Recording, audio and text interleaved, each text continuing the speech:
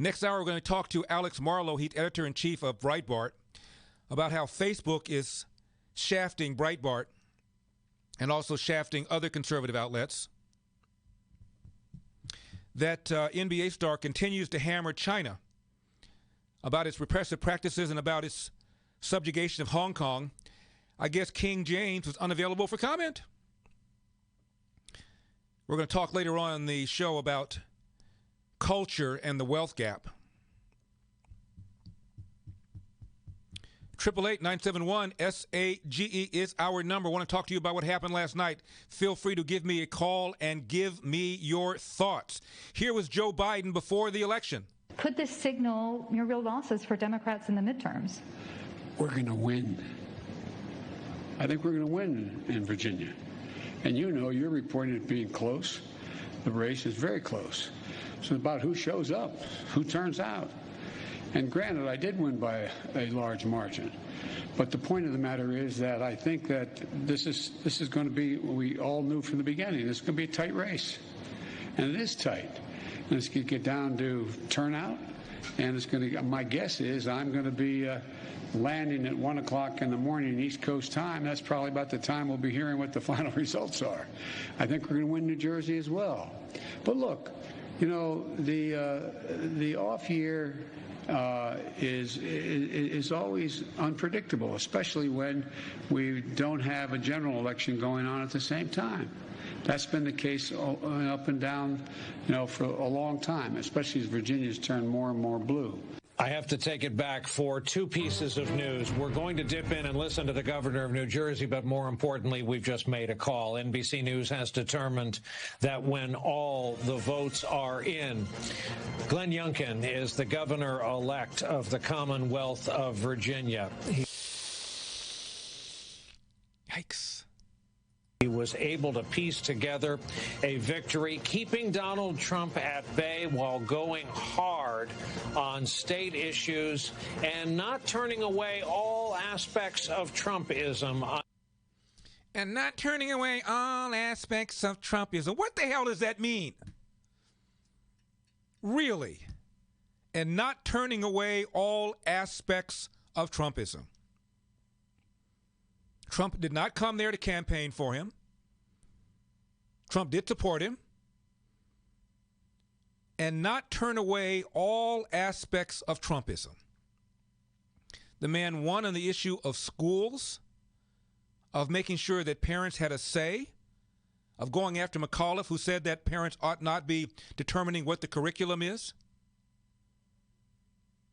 of how the school board apparently covered up the attack against a girl by a boy dressed in a dress, was allowed to go into the girl's bathroom apparently because of the policy allowing people to determine what their sex is.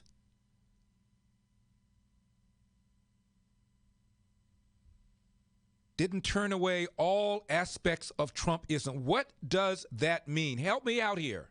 At bay while going hard on state issues and not turning away all aspects of Trumpism. And not turning away all aspects of Trumpism.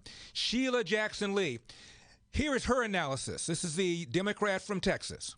I really define Virginia as a case that was about local issues. Those were about parental issues. Okay. All right. So far, so good. And unfortunately, racism raised its ugly head. Okay. I thought it was about local issues, but now racism has reared its ugly head.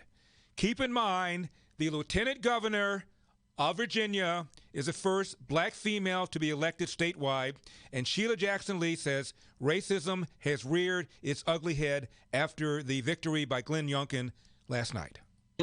Racism raised its ugly head, and the Republican candidate used it very aptly. He followed the Trump playbook. Trump! Follow the Trump playbook.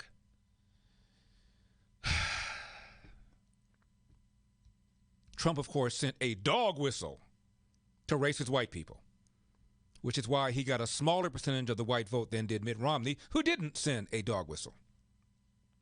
And I told you before, the town that voted most for Donald Trump over 100,000 is Abilene, Texas, a town that after they voted for Donald Trump, voted for its first black mayor in their nearly 140-year history.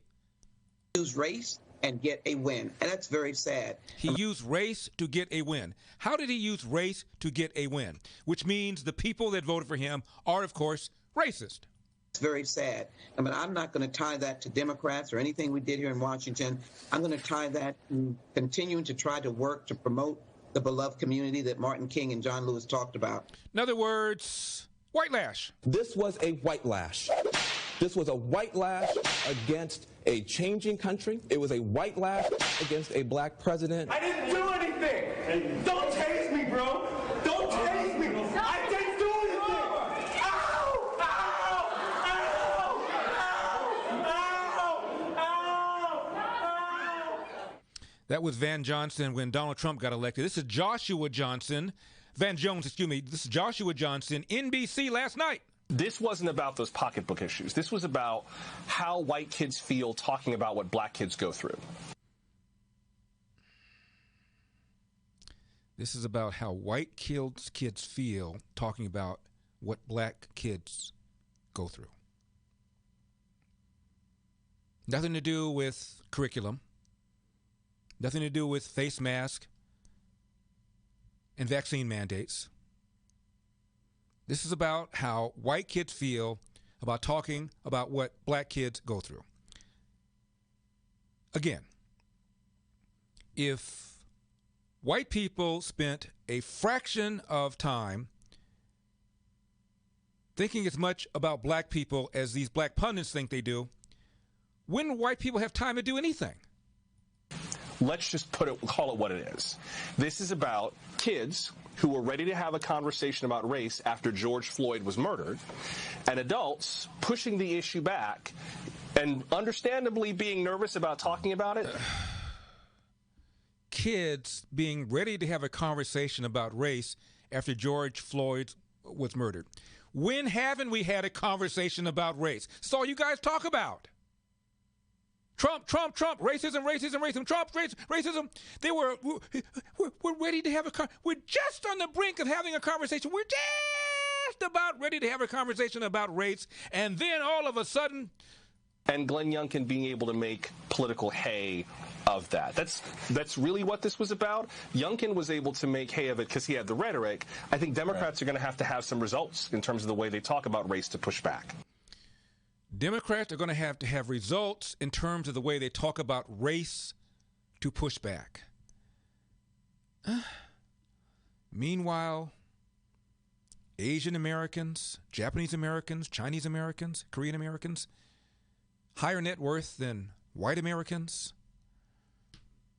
Let's talk about race in a much better way than they've been able to talk about race in a bad way, because we need to talk about race. Otherwise, what will we talk about if we're not talking about race? Because this was a white lash. This was a white lash against a changing country. It was a white lash against a black president. I didn't do anything. Don't tase me, bro.